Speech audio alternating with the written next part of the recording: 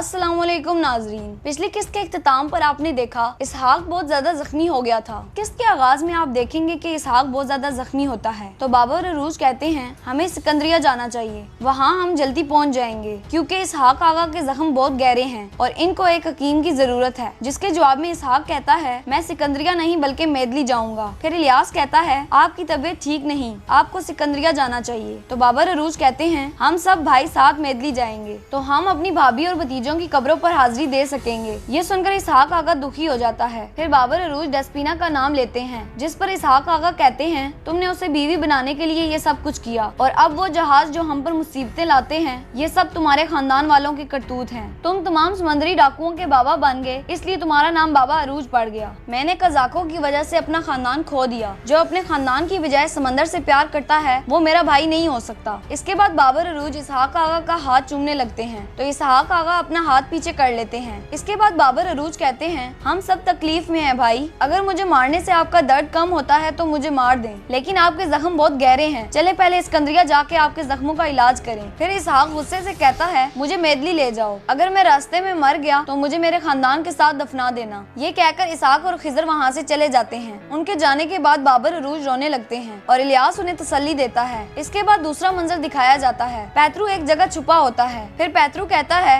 यहाँ क्या हो रहा है दियागो? सुलेमान शाह का शागिर्द जिसने घंटी तबाह की, अयूब का राज वाला बेटा यहाँ है। फिर पैतरू एक शख्स से कहता है खुदा आपसे मोहब्बत करता है, हर वो इंसान जिसकी आपको तलाश है वो यहाँ पर है। वो सब एक साथ यहाँ पर जमा हो गए ताकि हम उन्हें खत्म कर सकें। फिर पैतरू कहता है यहाँ पर कोई और भी है जो मुझे नजर नहीं आ रहा। फिर पैतरू कहता है अब वक्त आ गया है कि उन्हें तमाम राजों के साथ जमीन में दफन कर दिया जाए। फिर पैतरू दरवेश को मारने के लिए अपनी गन निकाल लेता है। जब दरवेश पीछे मुड़कर देखता है तो पैतरू हैरान हो जाता है और घबरा कर कहता है नहीं ऐसा नहीं हो सकता, ऐसा मुमकिन नहीं है। ये कहकर वो पीछे हट जाता है। यहाँ पर इन सबको झाड़ियों की आवाज आती है। फिर दरवेश कहता है ज़ैनब आप अंदर जाएं, मैं देखता हूँ कि वहाँ कौन है, मुझे लगता है यहाँ कोई नजर रखे हुए है। इसके बाद ज़ैनब हमजा को लेकर अंदर चली जाती है। दरवेश थोड़ी देर तलाश करने के बाद कहता है यहाँ कोई था जो घर पर नजर रख रहा था। इसके बाद एक जहाज का मंजर दिखाया जाता है। यहाँ पर चारों भाई इसी जहाज में मौजूद होते हैं। फिर हिजर इसहाक को चादर करवाते हुए कहता है समंदर में तेज हवा है, आपको ठंड लग रही होगी। फिर इसहाक कहता है समंदरों के तूफान मुझे पहले ही तबाह कर चुके हैं। फिर हिजर इसहाक से कहता है आप वो दरख्त हैं जिससे हम ताकत हासिल करते हैं, अगर आप इस तरह मायूस होंगे तो हम तबाह हो जाएंगे। फिर इसहाक कहता है मेरे ही भाइयों की वजह से मेरा पूरा खानदान कत्ल हो गया, ये दरख्त गिर चुका है और ये दोबारा नहीं उठ सकेगा। फिर नीकू कहता है आपको फिर भी हिम्मत दिखानी होगी, मेदली आपके पास अमानत है और आपको उसकी हिफाजत करनी है। फिर इसहाक कहता है अगर मेदली हमारे पास अमानत है तो हम उसकी हिफाजत नहीं कर सके नीकू। फिर हिजर इसहाक से पूछता है मेदली में गद्दार कौन है मेरे आगा? इसहाक कहता है योरगो। इसके बाद सिकंदरिया का मंजर दिखाया जाता है। एजाबे के वालिद के दरवाजे पर दस्तक होती है तो वो गुस्से से कहता है आधी रात को क्या हो रहा है? वो दरवाजा खोलता है तो उसका सामना पैतरू से होता है। पैतरू कहता है कुछ भी अच्छा नहीं हो रहा सलीवियो। सलीवियो कहता है मुझे अपने रवैये पर अफसोस है, मैं माजरत चाहता हूँ। इसके बाद वो अंदर चलकर बैठ जाते हैं। सलीवियो कहता है मुझे बताएं आप मुझसे क्या चाहते हैं? पैतरू कहता है मैं चाहता हूँ उनकी नजरों में आए बगैर आप यतीम खाने पर नजर रखें, क्या आप ये कर सकते हैं? जिस पर सलीवियो कहता है जनाब जो आपकी मर्जी। इसके बाद पैतरू जाने लगता है तो वो अपने खास आदमी को देखकर कहता है एक और चीज, मैंने यतीम खाने में एक आदमी को देखा है, एक आदमी है जिसका मुझे यकीन था कि मैं उसे और कहीं नहीं देख पाऊंगा। सलीवियो कहता है मैं नहीं जानता कि आप किसके बारे में बात कर रहे हैं, लेकिन अगर आप चाहें तो हम हर शख्स को कत्ल कर सकते हैं जो कोई भी यतीम खाने में जाए। फिर पैतरू कहता है क्या तुम ऐसे शख्स को मार सकते हो जो पहले ही मर चुका हो? सलीवियो हैरानगी से कहता है मैं कुछ समझा नहीं जनाब। फिर पैतरू कहता है कोई बात नहीं सलीवियो, तुम नहीं समझ सकोगे, मैं तुमसे सिर्फ ये चाहता हूँ कि तुम उस आदमी के बारे में मालूमात इकट्ठी करो, तुम उसकी शक्ल से धोखा ना खाना, अगर तुम उसको पहचान जाओ तो। सलीवियो कहता है जैसे आपका हुक्म सरदार। ये कहकर पैतरू बाहर निकल जाता है। इसके बाद दूसरा मंजर दिखाया जाता है। यहाँ पर एक शख्स जोर से चिल्ला रहा होता है कातिल फरार हो गया, कातिल फरार हो गया। इतने में एक शख्स उससे पूछता है बेटा कौन मार गया है? वो शख्स कहता है आदम के बेटे काबिल ने आदम के बेटे बाबील को कत्ल कर दिया। फिर वो जोर से चिल्लाते हुए कहता है तुमने उसे देखा, एक कत्ल हुआ है। वो शख्स अस्तगफिरुल्लाह कहते हुए वहाँ से चला जाता है। दूसरा दूसरा शख्स चिल्लाते हुए कह रहा होता है, क्या किसी ने सुना है, क्या किसी ने देखा है, कातिल फरार हो गया। फिर दरवेश उसके पास आकर कहता है, हम उसे पकड़ लेंगे बेटा, तुम फिक्र मत करो,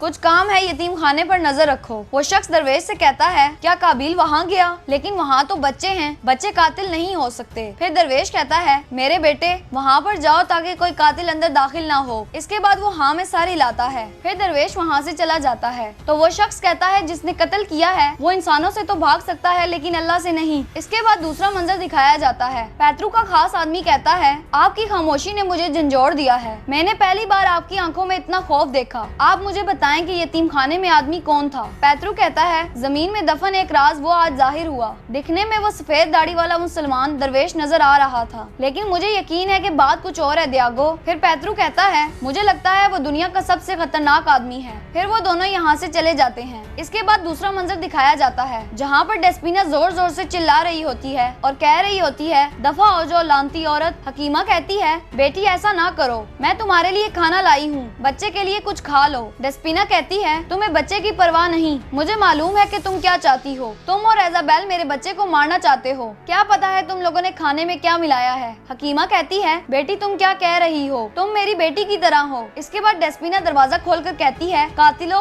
तुम और इजाबेल कातिल हो। फिर हकीमा कहती है, अगर तुम मेरी बात नहीं सुनोगी तो मैं तुम्हारे शोहर को बता दूंगी। फिर डेस्पिना हकीमा को जोर से पकड़कर कहती है, अगर तुमने या इजाबेल ने अरूज से झूठ बोला तो फिर मैं जो करूंगी वो तुम्हारे लिए बहुत बुरा होगा। फिर वो हकीमा को धक्का देकर कहती है, दफा हो जाओ। फिर वो उसे निकाल कर दरवाजा बंद कर देती है और रोने लगती है। इसके बाद दूसरा मंजर दिखाया जाता है। इलियास अरूज से कहता है, इसहाक आगा की तबीयत ठीक नहीं थी, वो हमें नहीं देखना चाहते थे, लेकिन काश हम उनके साथ चले जाते। अरूज कहता है, मैं भी ऐसा ही चाहता था इलियास, लेकिन ये जहाज हमारा नहीं है, अमले ने हमारे लिए अपनी जानों को खतरे में डाल दिया। फिर अरूज कहता है, मैं जल्द डेस्पिना से मिलना चाहता हूँ। फिर इलियास कहता है, आपने पहले कभी उन्हें इतना याद नहीं किया मेरे भाई, क्या कोई मसला है, क्या वो ठीक है? अरूज कहता है, हाँ वो ठीक है, अल्लाह का शुक्र है, लेकिन मैं नहीं चाहता कि इसहाक आगा को पता चले कि मैं बाप बनने वाला हूँ। फिर इलियास खुशी से कहता है, शायद हमें उन्हें बताना चाहिए था, शायद इसहाक आगा खुश हो जाते। फिर इलियास थोड़ा सा परेशान होकर कहता है, वो अभी भी जहन्नुम से गुजर रहे हैं, हम उन्हें मजीद परेशान नहीं कर सकते। फिर अरूज कहता है, मैं इलियास कहता है, जब हमने अंतोन के भाई पर हमला किया था तो उस वक्त मैंने कजाकों को वहाँ से जाने दिया क्योंकि मैंने उन पर रहम किया, लेकिन शायद आप दुरुस्त थे, मैं इस तबाही का सबब बना जो इसहाक आगा पर आन पड़ी। फिर अरूज कहता है, जालिम हमेशा बुराई का रास्ता तलाश करते हैं, उसे अपने भाई के कातिल को ढूंढने के लिए इस आदमी की जरूरत नहीं थी जिस पर तुमने रहम खाया था, हमने अंतोन को मार कर गलत नहीं किया। इसके बाद अरूज इलियास से कहता है, इत्मीनान रखो मेरे शेर। इसके बाद कालमनूस का मंजर सामने आता है। पैतरू अपने कमांडर से कहता है, जिसने मामार से बात की उसका नाम क्या है? कमांडर कहता है, अबू मोहम्मद। फिर कमांडर कहता है, मुझे समझ नहीं आती जनाब, पोप ऐसे इंसान को तलाश क्यों कर रहा है जो वैश्यों के लिए जहाज बनाता है और वो चाहते हैं कि आप उसे खुद पोप के पास लेकर जाएं। इसके बाद पैतरू कहता है,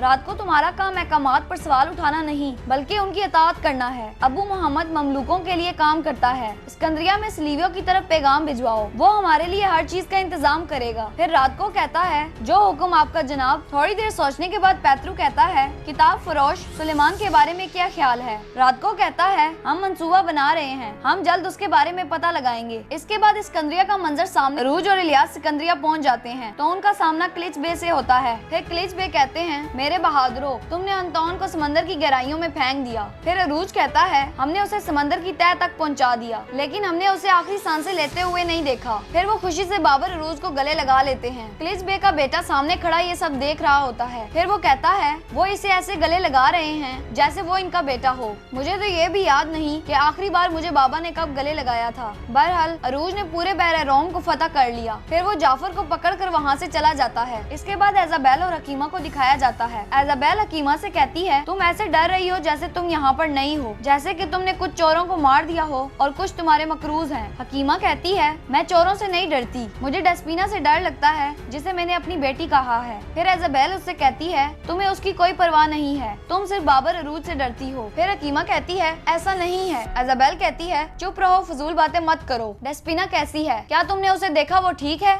हकीमा कहती है, वो पागल हो गई है, वो हमें कातिल समझ रही है। फिर इजाबेल कहती है, हम कातिल नहीं हैं, वो ऐसा क्यों कह रही? फिर हकीमा कहती है, वो समझ रही है कि हम उसके बच्चे को कत्ल करना चाहते हैं ताकि हम उसको उसके शोहर से दूर कर सकें, और उसने ये भी कहा है कि अगर हमने अरूज को बताया तो वो हमें जीने नहीं देगी, वो तुम्हारे बारे में भी जानती है। जिस पर इजाबेल कहती है वो क्या जानती है। हकीमा कहती है मेरा मतलब है कि तुम बाबर अरूज के करीब हो, वो सराय में आएगा, ये हकीकत तुम उसे बता सकती हो। फिर हकीमा इजाबेल से पूछती है क्या तुम उसे बताओगी। इजाबेल कहती है अपने काम से काम रखो, तुम्हारे झूठ की वजह से वो मुझसे नफरत करती है, मैं तुम्हारी गलतियों को दुरुस्त करने की कोशिश कर रही हूँ। फिर हकीमा कहती है इजाबेल मैं कसम खाती हूँ ये सच नहीं है। इजाबेल कहती है अपनी बकवास बंद रखो और उसे पकड़ कर कहती है अगर अरूज और मेरे दरमियान मसाइल पैदा हुए तो मैं तुम्हें तबाह कर दूंगी। उसके जाने के बाद हकीमा कहती है मैंने क्या किया। इसके बाद दूसरा मंजर दिखाया जाता है। क्लिज बे का बेटा और जाफर एक जगह मौजूद होते हैं। इतने में एक आदमी आकर कहता है कोई हुक्म है जनाब। फिर जाफर कहता है क्या ये हमारे अहकामात पर अमल कर सकता है। फिर क्लिज बे का बेटा कहता है तुम इस पर क्यों चीख रहे हो जाफर, तो क्या तुमने अपना काम पूरा किया। फिर जाफर कहता है आप फिक्र न करें जनाब, अरूज आपके लिए ज्यादा अरसा मसला नहीं होगा।